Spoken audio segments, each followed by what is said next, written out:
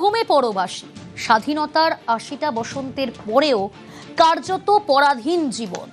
মালদার বামনগোলায় বাংলাদেশ সীমান্ত লাগোয়া গ্রামে কাঁটাতারের ওপারে বসবাস ২৪টি পরিবারের। গত ২০ বছরের বেশি সময় জীবন যন্ত্রণা থেকে মুক্তি চাইছেন তারা।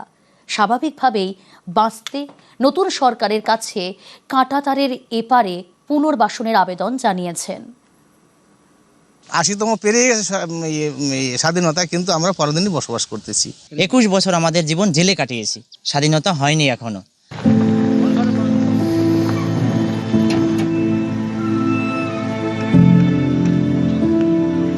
স্বাধীনভাবে জীবনযাপন করতে পারছি না। সরকারের কাছে আমরা অনুরোধ করছি যাতে আমাদের সুব্যবস্থা করে আমাদের কাঁটাতারের ওপারে নিয়ে যাওয়া হয় এবং পুনর্বসতি দিয়ে এই মানুষের জীবন উদ্ধার করা হয়। নিজ ভূমে পরবাসী, স্বাধীনতা প্রাপ্তির ৮০তম বছরেও এই গ্লানি বইতে হচ্ছে সীমান্ত গ্রামের এই সব বাসিন্দাদের।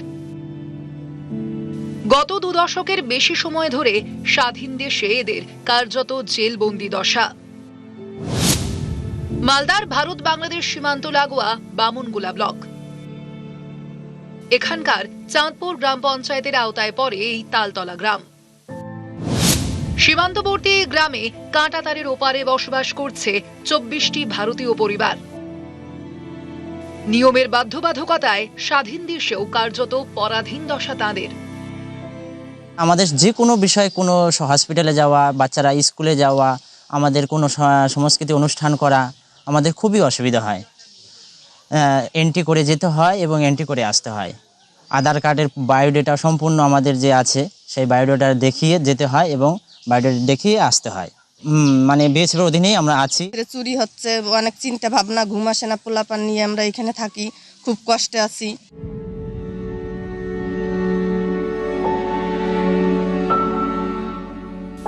মাঝে পুনর্ভবা নদী, এপারে ভারত, ওপারে বাংলাদেশ। এপারে বামনগোলার তালতলা গ্রাম, ওপারে নওগাঁ জেলার আদাতলা গ্রাম। দুদেশের মধ্যেই নদী এখানে সীমান্ত।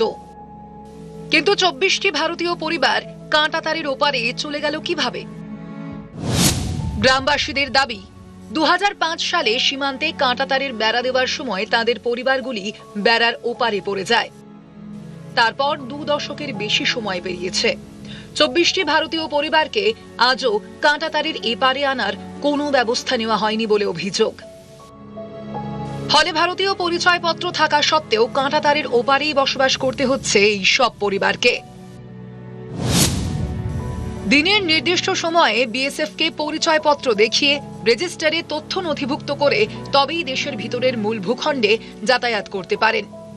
রাতে কেউ অসুস্থ হলে বা জরুরি প্রয়োজনে চরম সমস্যায় পড়তে হয়।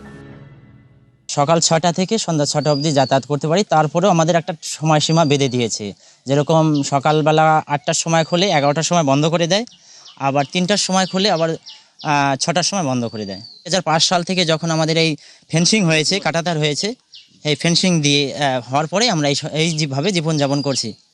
২১ বছর আমাদের জীবন জেলে কাটিয়েছি। একটু রাত বিরেত হয়ে গেল, গেটে তো লোক থাকে না, আমাদের ক্যাম্পে যেতে হয়। যদি কোনো ডেলিভারি হোক, কোনো এমার্জেন্সি রুগী হোক, ওখানে আমাদের আধা ঘন্টা ১ ঘন্টা টাইম নিতে হয়। কাঁটাতারের ওপারে থাকা তালতলা গ্রাম মালদার হবিবপুর বিধানসভা কেন্দ্রের অন্তর্গত। সম্প্রতি এলাকা পরিদর্শনে যান স্থানীয় বিজেপি বিধায়ক তথা সেচ প্রতিমন্ত্রী জুয়েল মুর্মু। তার কাছে কাঁটাতারের এপারে পুনর্বাসনের আবেদন জানিয়েছে ২৪টি পরিবার। সরকারকে আমি জানাবো, সরকারিভাবে তাদেরকে যে বিএলআরওর মাধ্যম দিয়ে জমিটাকে চিহ্নিত করে তাদেরকে কোথায় নিয়ে যাব, আমরা ভেস্টল্যান্ড কোথায় আছে, কোথায় রাখবো, সেগুলো চিহ্নিত করার জন্য আমরা কিন্তু চেষ্টা চলছে, এখানে ইনকোয়ারি চলছে। স্বাধীন দেশে কবে স্বাভাবিক জীবনযাপনের সুযোগ পাবেন, প্রতীক্ষায় কাঁটাতারের ওপারের ২৪টি ভারতীয় পরিবার। মালদা থেকে সেবক দেব শর্মা, নিউজ ১৮ বাংলা। ৮০তম স্বাধীনতা পার করলাম, তবু আমরা স্বাধীনতা পাইনি।